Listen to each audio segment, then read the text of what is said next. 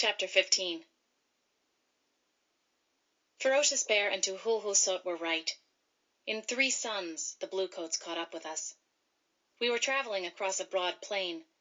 Our scouts saw the dust from their horses and waved a red blanket to warn us. Lean Elk ordered the warriors to pull their ponies around and get ready to fight. While the warriors waited for the white soldiers, we escaped up a dry stream bed into a wide canyon. For 2 suns, Chief Joseph led us up the canyon. The trail took us across rolling hills covered with sagebrush. The canyon rim was rocky, and no trees grew there. We saw no bluecoats, only rabbits and ground squirrels and woodchucks. The shadows were long when Lean Elk and the warriors joined us. He was angry, and at once called the council together. Chief Joseph halted our march, and the women made camp while the chiefs met. Swan Necklace led his pony to our fire. Across its back lay an antelope. He skinned it and cut the meat into chunks for roasting. We had not had fresh meat since we entered the Apsarikas. "It is a bitter day for us," he said, wiping his knife on a clump of dry grass. "Were many killed?" I asked. "None. 3 were wounded, but not bad." He grinned. "The buffalo gun I took from a ranch shoots good. It speaks so loud the bluecoats think I have a cannon." For a moment his heart was light. "The bluecoats lost many men," he said. "They fight like women." I was puzzled. "Why was the day bitter?" I asked. "The crows fought beside the bluecoats," he said, his mouth twisting with disgust. "When I saw them, my heart was just like fire. We battled the crows for 2 suns."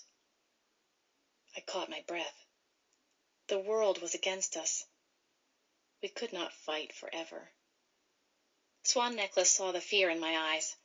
He placed a gentle hand on my chin and turned my face toward him. "Do not fret, my love," he said. "As long as I live, no bluecoat will harm you."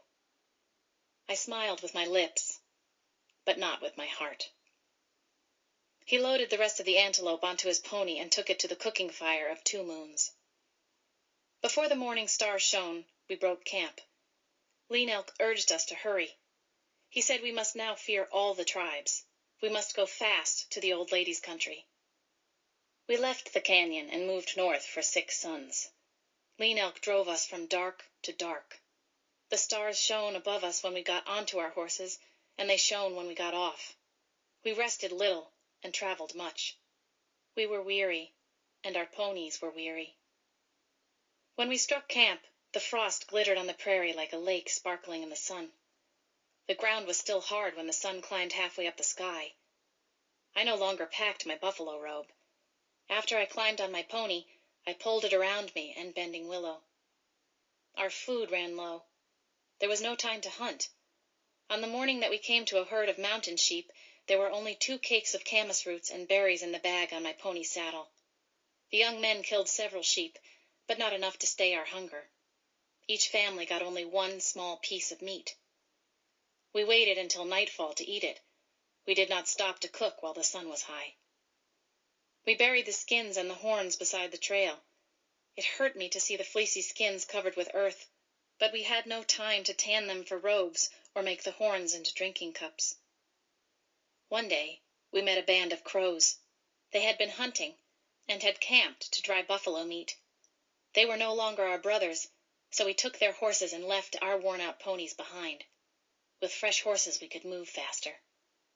On the 6th sun we came to a great river. On the other shore stood a few buildings. Beside them were boxes and boxes filled with supplies for the soldiers. At this place the river was broad, but not deep.